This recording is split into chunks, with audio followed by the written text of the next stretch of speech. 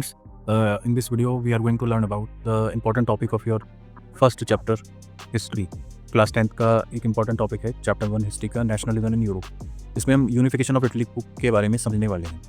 How Italy got unified, which was fragmented in different regions and controlled by some empires. तो Italy actually politically fragmented था, अलग अलग हिस्सों में बटा हुआ था. कोई इटालियन स्टेट या इटालियन कंट्री नाम से कोई भी एक पर्टिकुलर रीजन नहीं होता था. अगर हम इसके पॉलिटिकल फ्रेगमेंटेशन की बात करें तो एक डायनेस्टिक स्टेट था. Italy was divided into several dynastic states with Italians scattered across these territories. तो इटली बहुत सारे स्टेट्स में, डायनेस्टिक स्टेट्स में डिवाइडेड था, जिसको अलग अलग राजा महाराजा रूल कर रहे थे, और इसकी टेरिटरी बिखरी हुई थी उन हिस्सों में. जैसे फॉर एग्जांपल हैब्सबर्ग एम्पायर. तो Habsburg empire, Italians were also part of the multinational Habsburg Empire, further fragmented the Italian population. So during that era, जिस टाइम पीरियड की हिस्ट्री की हम चर्चा कर रहे हैं, तो उस टाइम पीरियड में यूरोप में एक बड़ा हैब्सबर्ग एम्पायर था, जिसमें बहुत सारे प्रेजेंट यूरोपियन कंट्रीज इंक्लूडेड थे, जो एक एम्पायर के अंडर एक साथ रहते थे, बट उनमें आपस में कोई एथनिक सिमिलैरिटी या लैंग्वेज सिमिलैरिटीज़ नहीं थी, बस एक एम्पायर के अंडर थे. तो ऐसे ही इटली भी उसका एक पार्ट था, सार्डिनिया पिडमोंट. सार्डिनिया पिडमोंट ही एक अकेला पार्ट था जो कि इटालियन प्रिंसली हाउसेस के थ्रू रूल किया जाता था. यानी ओरिजिनल इटालियन प्रिंसेस जो थे वो सार्डिनिया पिडमोंट इस रीजन को रूल करते थे. Now further if we talk about the regional division, so जो नॉर्थ पार्ट था वो ऑस्ट्रो हंगेरियन हैब्सबर्ग एम्पायर के कंट्रोल में था. इटली का जो सेंटर पार्ट था उस पर पोप रूल करते थे, और जो सदर्न पार्ट था, southern reason, which was dominated by the Bourbon Kings of Spain. Spain के जो बॉर्बन किंग्स थे वो उस पर डोमिनेट करते थे, वो रूल करते थे. Now, if we talk about their linguistic diversity, यानी लैंग्वेज की बात करें, तो even the Italians had not acquired one common form, still they had managed regional and local variations. तो इटली में काफ़ी सारी लोकल वेरिएशंस थी और लैंग्वेज की वेरिएशंस थे. जैसे इस मैप में आप देख सकते हो कि जो सदर्न पार्ट है सिसिलियो का राजतंत्र है, नॉर्दर्न पार्ट है वो एक अलग एम्पायर का हिस्सा है, सेंट्रल पार्ट है जिस पर पोप रूल कर रहे हैं, क्लियर, जिसको हमने लास्ट वीडियो में देखा, लास्ट स्लाइड में हमने समझा.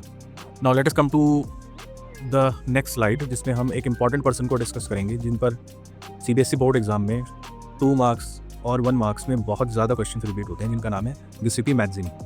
सो Mazzini was a revolutionary person who formed different organisations to unite the revolutionary nationalist people of Europe, जैसे कि unitary Italian republic. Giuseppe Mazzini sought to create a unified Italian republic. Mazzini का सपना था कि एक पूरा इटालियन कंट्री जुड़कर आपस में एक देश की तरह चले. इसके लिए उन्होंने एक ऑर्गेनाइजेशन फॉर्म की थी, यंग इटली, और एक और ऑर्गेनाइजेशन फॉर्म की थी उन्होंने, यंग यूरोप. तो if you talk about young Italy, he formed a secret society called young Italy to spread his goals. अपने गोल्स को स्प्रेड करने के लिए उन्होंने एक ऑर्गेनाइजेशन बनाई थी, revolutionary organisation young Italy. Now if you talk about the Sardinia Piedmont role for the unification of Germany. अगर सार्डिनिया पिडमोंट के रोल की हम बात करें तो बहुत सारे रेवोल्यूशनरी अपराइजिंग के फेल हो जाने के बाद जो किंग विक्टर इमैनुअल थे सार्डिनिया पिडमोंट में, उन्होंने ये डिसीजन लिया कि अब यूनिफिकेशन ऑफ जर्मनी की रिस्पॉन्सिबिलिटी मैं अपने कंट्रोल में लूँगा. The failure of revolutionary uprising in 1831 and 1848 led to Sardinia Piedmont under king Victor Emmanuel II taking the lead in unifying Italy to wars. यानी अगर वॉर्स का भी यूज़ करना पड़े, जंग भी लड़नी पड़े, तो भी हम इटली को यूनिफाई करेंगे, एक देश बनाएंगे, और ये एक यूनिफाइड इटली फॉर्म करने में सक्सेसफुल हो जाते हैं. जैसे आप NCERT की इस फोटो में देख रहे हैं, गैरिबाल्डी सार्डिनिया पिडमोंट के राजा विक्टर इमैनुअल II को इटली नाम का जूता पहनाने में मदद कर रहे हैं, उनकी हेल्प कर रहे हैं. नाउ अब कुछ इंपॉर्टेंट लीडर्स हैं जिनके बारे में हमें डिस्कस करना है, जिन्होंने इटली के यूनिफिकेशन में हेल्प की है. जैसे प्राइम मिनिस्टर कैवर. तो जो चीफ मिनिस्टर थे कैवर का एक इंपॉर्टेंट रोल है यूनिफिकेशन ऑफ इटली में. Chief minister Cavour who led the unification movement was neither a revolutionary nor a Democrat.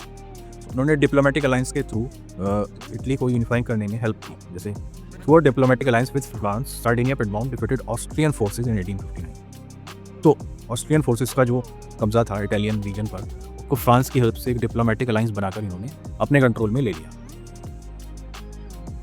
Further अगर हम एक और इम्पॉर्टेंट पर्सन की बात करें तो अब तक हम 2 इम्पॉर्टेंट पर्सनैलिटीज़ को देख चुके हैं, एक तो गिउसेप्पे मैज़्ज़ीनी, दूसरे कैवर, और नेक्स्ट है हमारे गैरिबाल्डी. तो गैरिबाल्डी वॉलंटियर्स.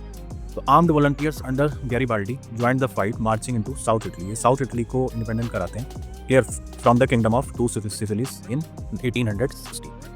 जिसके बाद यूनिफिकेशन ऑफ इटली का जो पाथ है वो क्लियर हो जाता है, और 1861 में विक्टर इमैनुअल II वो यूनिफाइड इटली के किंग बनते हैं. Victor Emmanuel II was proclaimed king of unified Italy.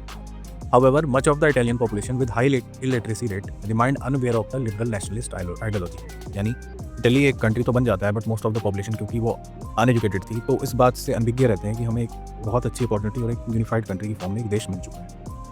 So this was all about an important topic from your history chapter 1 nationalism in Europe, जिसमें हमने यूनिफिकेशन ऑफ इटली को देखा और इसके अलावा हम और भी इंपॉर्टेंट जो आपके कॉन्सेप्ट्स हैं उनको डिस्कस करेंगे इन आवर फ्यूचर वीडियोस जो इसी चैप्टर से रिलेटेड होगा, नेशनलिज्म इन यूरोप.